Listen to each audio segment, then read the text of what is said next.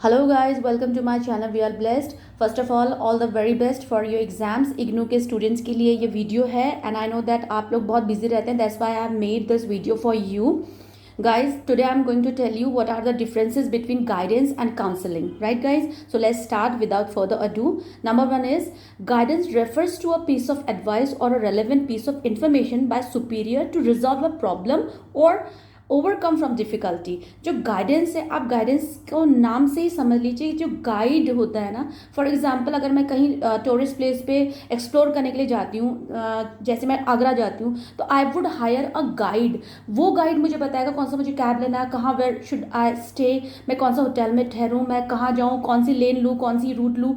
मतलब he will be telling me everything. तो guidance, आप गाइड से याद रखिए कि गाइडेंस ये एक ऐसा सुपीरियर होता है जिसको काफ़ी नॉलेज होती है, एक्सपर्ट काइंड ऑफ होता है, and then he will lead us to a something, right. तो गाइडेंस ये है. और on the other hand counselling क्या है? Refers to a professional advice given by a counsellor to an individual to help him in overcoming from some personal और psychological problem. यहाँ पर counselling होती है जो कि जिसको अगर मान लो कोई प्रॉब्लम है तो उस प्रॉब्लम को सॉर्ट आउट करने के लिए, लेकिन हम उसको पूरा अंदर डीप तक देखते हैं कि प्रॉब्लम क्या है, कब से शुरू हुई है, क्या क्या इसके एस्पेक्ट्स हैं और इसका रूट क्या है, पूरा अच्छे से डीप तक जाकर. ये थोड़ा लॉन्ग प्रोसेस हो जाता है, उसमें हम लोग उसको रिजॉल्व करने की कोशिश करते हैं, वो काउंसलिंग होता है. तो गाइडेंस क्या है? हमारे गार्डियंस, जो हमारे घर के पेरेंट्स है, ग्रैंड पेरेंट्स है, वो भी हमें गाइड कर सकते हैं. कोई प्रॉब्लम हुई नहीं है लेकिन पहले ही हमें बताया जाता है कि ऐसी ऐसी प्रॉब्लम हो सकती है और हम उसको अगर कोई डिफिकल्टी आए तो हम उसको ओवरकम कैसे करेंगे, यहाँ गाइडेंस में ऐसा बताया जाता है. लेकिन काउंसलिंग में क्या है?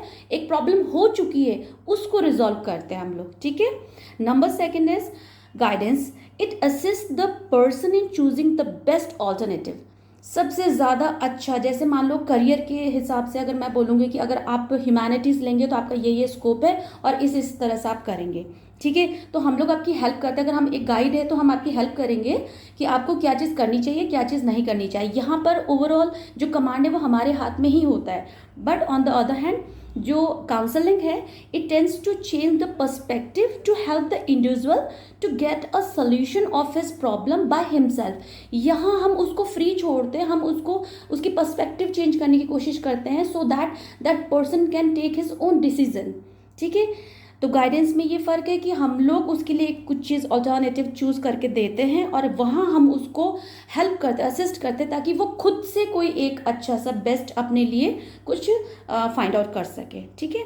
नंबर थर्ड होगा गाइडेंस जो है, इट्स अबाउट एजुकेशन और करियर रिलेटेड इश्यूज. जैसे कि अगर मान लो मैंने साइंस स्ट्रीम ली है और मेरे पास मैथ्स भी था और मेरे पास फिजिक्स केमिस्ट्री भी थी, तो मुझे बहुत टफ पड़ गया एंड दिस एंड दैट. तो अगर मैं सामने वाला बंदा है वो थोड़ा एवरेज स्टूडेंट है तो मैं उसको बोलूँगी बेटा उसके लिए तो बहुत टफ करना पड़ता है, यहाँ कोचिंग लेनी पड़ती है, दिस एंड दैट. मैं बोलूँगी यार अगर तुम्हें मैथ्स की इतनी ज़्यादा ज़रूरत नहीं तो मैथ्स मत लो, हिंदी ले लो.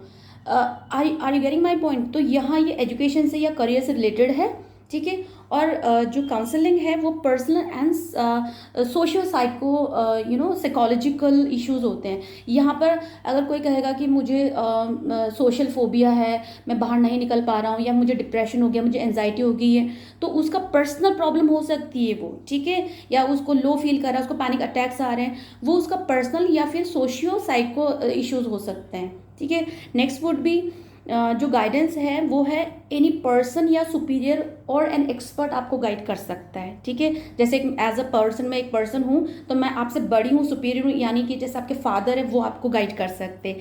लेकिन अब कुछ ऐसी चीज़ होगी, आपका पर्सनल कुछ इशू हो गया तो आपके फादर आपको गाइड नहीं कर पाएंगे क्योंकि उनके पास में वो स्किल नहीं है जो कि एक काउंसलर के पास में होता है. तो काउंसलिंग में क्या होता है? A person who possesses high level of skill and professional training, वही आपकी काउंसलिंग कर सकता है, ठीक है. नेक्स्ट वुड भी नंबर 5 पॉइंट होगा, ये प्रिवेंटिव होता है. गाइडेंस प्रिवेंटिव होता है क्योंकि हमारी प्रॉब्लम आई नहीं, हम पहले ही बता रहे हैं कि बेटा अगर आप उस रूट से जाएंगे ना तो वहाँ तो बहुत स्लिपरी है, वहाँ तो आप गिर जाओगे, ये वाला रूट रहोगे तो ये काफ़ी अच्छा है, या रात के 7 बजे के बाद उस रूट में मत जाना क्योंकि वहाँ पर बाघ आता है, समथिंग लाइक दैट. तो वो प्रिवेंटिव है, आप प्रिवेंट कर सकते हो ऐसी सिचुएशन को क्रिएट होने से.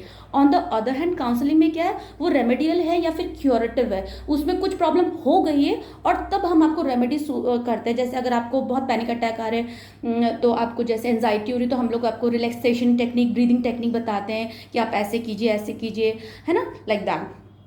नेक्स्ट 6 पॉइंट होगा आपके गाइडेंस के लिए कि ये ओपन एंड लेस प्राइवेट होता है। जैसे मान लो मैं एक गुरु हूँ, मैं एक टीचर हूँ, तो बहुत सारे बच्चे जो मेरे टीनेजर्स हैं या एडोलसेंट्स हैं, मैं उनको एक साथ में भी मतलब उनको गाइड कर सकती हूँ कि बेटा ऐसा होता है, हमें ऐसा करना चाहिए, दिस एंड दैट, जो मैंने खुद एक्सपीरियंस किया है, तो मैं एज अ गाइड आपको बता सकती हूँ।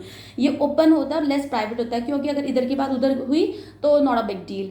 But on the other hand वो वाला जो काउंसलिंग, वो बहुत कॉन्फिडेंशियल होता है, क्योंकि बहुत सारे बच्चे मुझे अलग से बोलते हैं कि ma'am I want some time, मुझे थोड़ा टाइम चाहिए आपका, मुझे कुछ पर्सनल बात करनी, प्राइवेट बात करनी। तो वो हमारी काउंसलिंग होती है, क्योंकि वो कॉन्फिडेंशियल है, हम उस बच्चे की बात किसी और को नहीं बताते, we keep that thing secret, that we have to make that confidential, क्योंकि नहीं तो वो नेक्स्ट टाइम हमसे कभी कुछ बात शेयर नहीं कर पाएगा। तो उसके लिए हमें एक रैपोर्ट क्रिएट करना पड़ता है, उसके साथ बहुत अच्छी हमें उसका दिल भी जीतना पड़ेगा, उसका विश्वास जीतना पड़ेगा, उसको कॉन्फिडेंस में लेना पड़ेगा, तभी वो अपना कुछ भी बताएगा, ठीक है। नेक्स्ट आपका नंबर 7 पॉइंट है, ये है 1 to 1 या फिर 2 many या फिर ग्रुप ऑफ इंडिविजुअल, है ना।